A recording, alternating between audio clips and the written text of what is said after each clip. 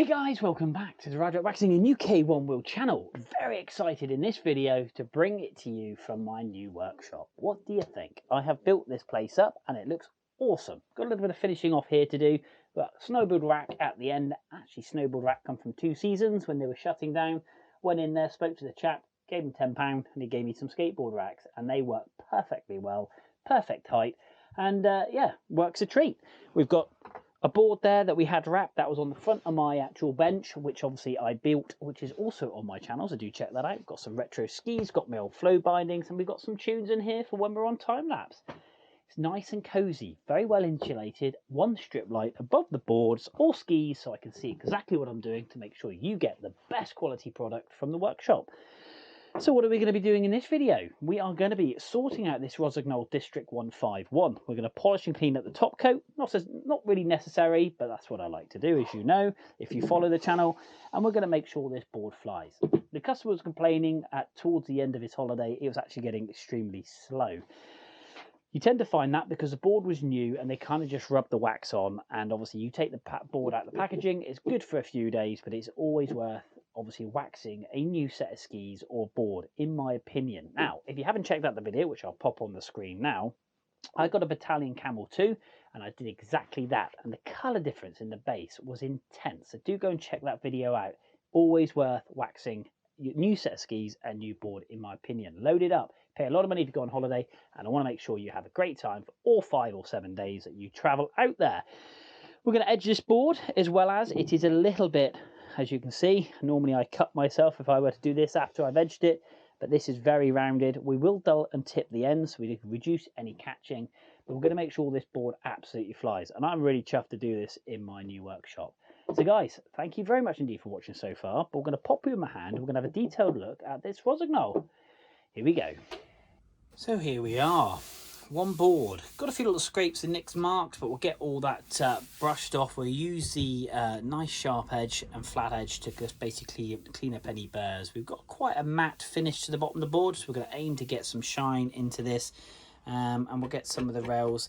This rail seems to be a little bit sharper this side than actually that side.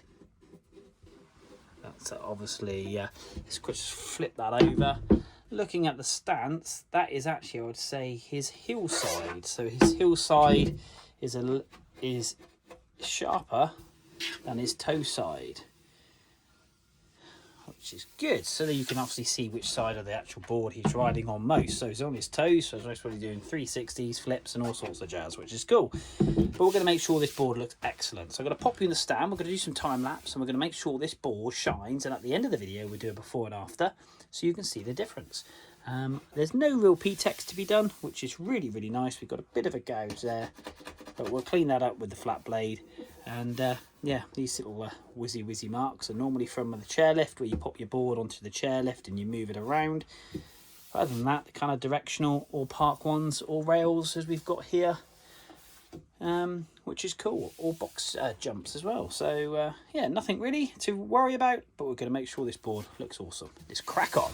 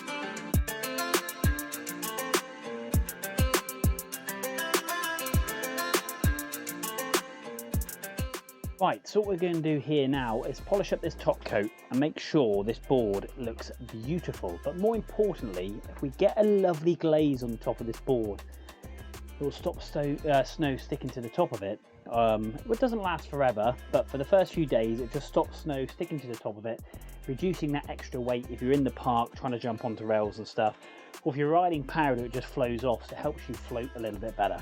I think a lot of people neglect the top of their board as much as they do neglect the bottom of their board. What I'm actually going to do for this season, for all the skis that come in and snowboards that come in, I'm going to put a ceramic kind of coating to the top of the board after polishing it, unless it's a matte finish, because I don't want to affect the material. And that way then it will give it that extra protection, and hopefully the snow and the water that gets to it just basically blows straight off. So that's what we're going to be applying now. Back to time lapse.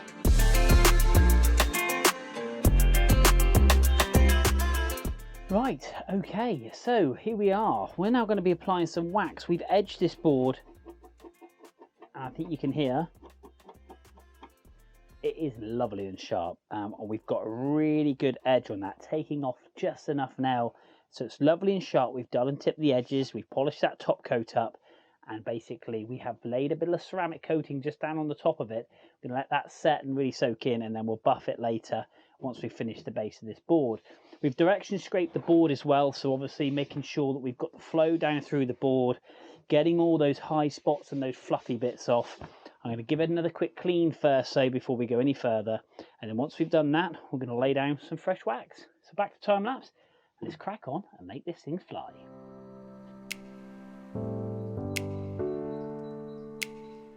Now, the other phenomenal thing that I planned when building this workshop is simply putting the plug socket up nice and high. And the reason for that, before it was very low down and I'd trip over the cable, and when I was using my hairdryer to repair skis and getting P-Tex etc., or basically base material or epoxy if it's on a top coat, I kept tripping over the cable. It was a real pain, so I wanted it up high. So the simple reason, nice and high, I get great coverage with the cable, it doesn't interfere with anything, and also with the iron, I'm not tripping over it, I'm not standing on it and breaking it, and it just works a treat. So also up there I've got the little Google Nest, which is linked to my music, which is great, and we can play some tunes. And the tunes of this episode is Linkin Park. I can't play it for you because I'll get a copyright on my YouTube, but that is what I'm listening to, the Linkin Park album, which is pretty good, and it gets you buzzed up. I love doing this stuff. I wish I could do it for a living, but I am far too far away from any mountain to have a consistent flow of boards throughout the year to keep me busy.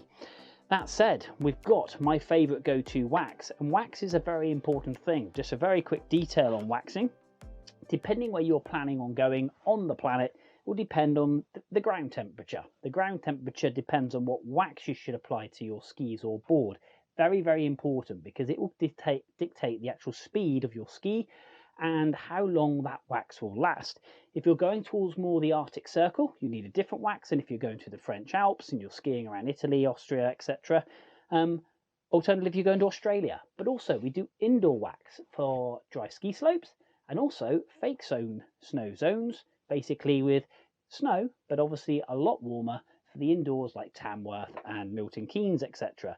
So there's lots of different waxes. And obviously, if you are booking in through the workshop, then do let me know where you're going, and I'll make sure I apply the correct wax to your board so you get the optimum performance for the time that you go away and wherever you're going. Super important. A lot of people just apply a wax on, give you the skis and board, and off you go. I try to go a little bit more deeper into it and try and work out, obviously, what is best suited for your needs. So anyway, irons on 120. If you're ever ironing wax onto your board and you're doing this at home, if it starts to smoke, your iron is too hot, so turn it down. And that's why that is a specialist, obviously, waxing iron for skis and snowboards, because you can dictate the temperature quite literally by a degree. Anyway, I'm rambling on. Let's crack on and let's get this board done.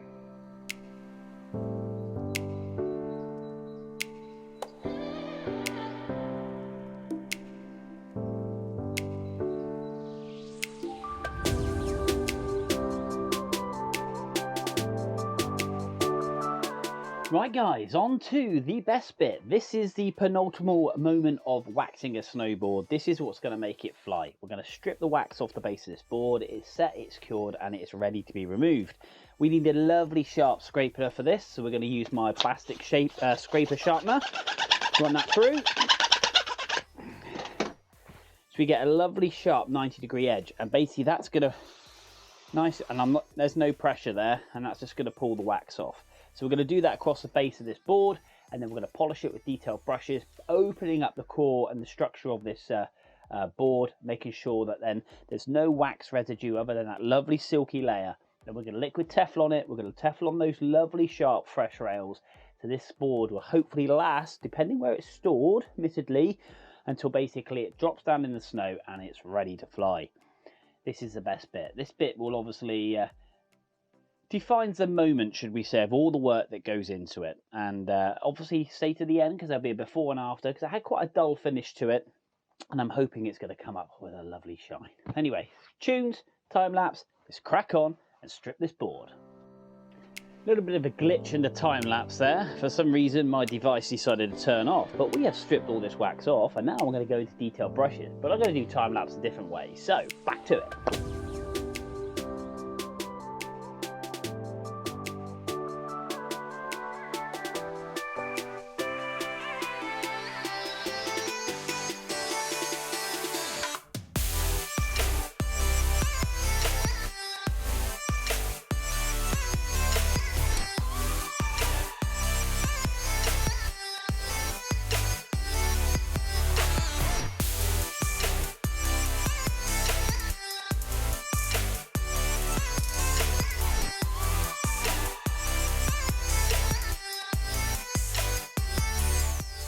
So here we are, the Pierre de la Resistance, one Rossignol board, looking mint. Now, this is the first time I'm going to flip it around and show you in my new workshop, so I'm not quite sure how the dimensions are going to work. I'm hoping it'll wallop the camera, but look at the shine on that. That is come up truly lovely. That is edged to perfection, and it is sealed, and that is ready to fly. I am really pleased how this has come up. Also, top coat, let's have a quick look at that one. Put the top coat on there, fully polished and detailed, and we've got the Ride Right waxing sticker to say it's come through this workshop, and hopefully then when he's looking down and he's popping some jumps, he'll be like, oh yeah, Ride Right Workshop, thank you very much for making my board fly. And this is going to absolutely bomb down the mountain. Really, really pleased. So guys, that's it. First board done. Thank you very much indeed for tuning in and watching. Hit that like, hit that subscribe.